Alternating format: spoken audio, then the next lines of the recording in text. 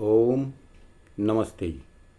आइए आज की चर्चा को प्रारंभ करते हैं। अथर्ववेद के 10वें मंडल का 8वें सूक्त का पहला मंत्र। ओम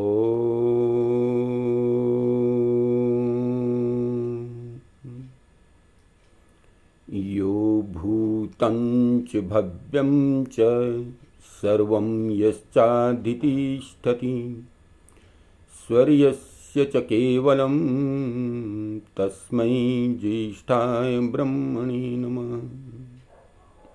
यह जो परमेश्वर भूतम च भव्यम च अतीत काल, भविष्यत काल और वर्तमान काल, इन तीनों कालों और इनमें होने वाले सब पदार्थों को यथावत जानता है।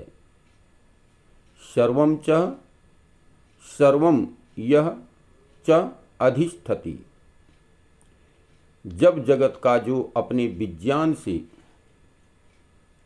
उत्पन्न, पालन और प्रलय करता सबका अधिष्ठाता अर्थात स्वामी है।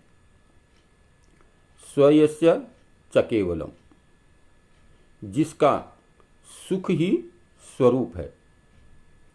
तस्मै ज्येष्ठाय, उस सबसे उत्कृष्ट,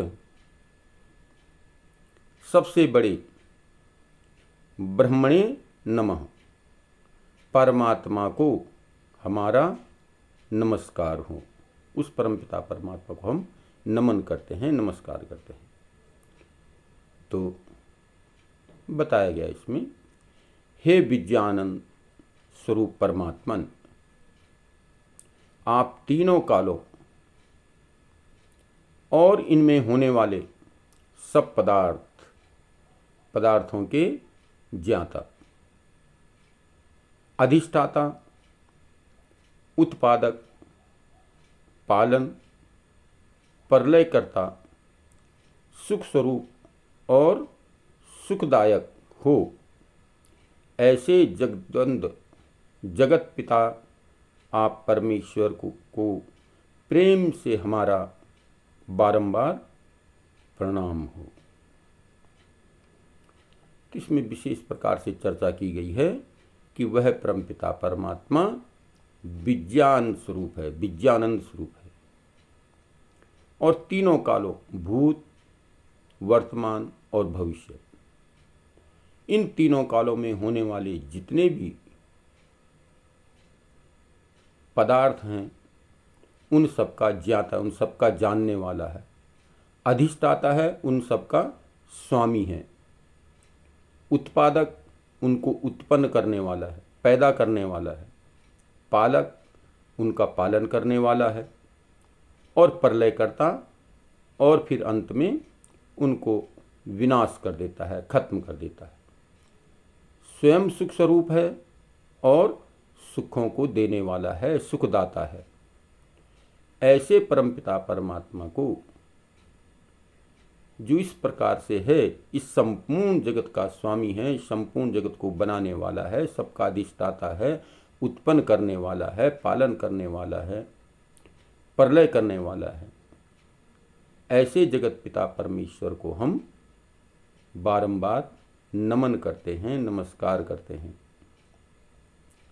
अर्थात यहाँ पर बताया गया है कि वह परमपिता परमात्मा संपूर्ण सृष्टि का, भूत, भविष्यत और वर्तमान काल का, सबका जानने वाला है, सबका अधिष्ठाता है। जितने भी संसार में पदार्थ हैं उन सब पदार्थों का रचने वाला है, बनाने वाला है, और फिर अंत में बिगाड़ने वाला भी है। उस परमपिता परमात्मा को, उस सुख स्वरूप, आनंद स्वरूप उस परमपिता परमात्मा को स्वयं सुख स्वरूप है और आनंद का देने वाला है, सुख का देने वाला है, समस्त प्राणियों को सुख उत्पन्न कराने वाला है। तो हम उस परमपिता परमात्मा को ही, उस सर्वशक्तिमान शक्ति को ही उस अविनाशी द्वंद्व रहित अविनाशी उस परमपिता परमात्मा को हम बारंबार नमन करते हैं, प्रणाम करते हैं। अर्थात हम उस परमपिता परमात्मा को ही सर्वोपरि मानते हैं, सबका अधिष्ठाता मानते हैं, सबका जगत का उत्पन्न करने वाला मानते हैं। और वो परमपिता परमात्मा, वो महान शक्ति को ही हम बारंबार श्रद्धा से, भक्ति से, हृदय से नमन करते हैं। तो आइए हम उस परमपिता परमात्मा की भक्ति में लीन हों। ये मंत्र हमें प्रेरणा दे रहा है, बता रहा है कि वो शक्ति ही सर्वशक्तिमान शक्ति है, जो इन सब शक्तियों से ऊपर है। संसार की समस्त शक्तियाँ जितनी भी हैं, वो सब उस शक्ति से ही प्रेरित हैं, उस शक्ति से ही शक्ति पा रही हैं। तम उस सर्वशक्तिमान, सर्वंतर्यामी, सबके अधिष्ठाता, सबका जानने वाला, सबको उत्पन्न करने वाला, सबके सुख देने वाला उस परमपिता परमात्मा को हम बारंबार हृदय से, श्रद्धा से प्रणाम करते हैं, बारंबार प्रणाम करते हैं।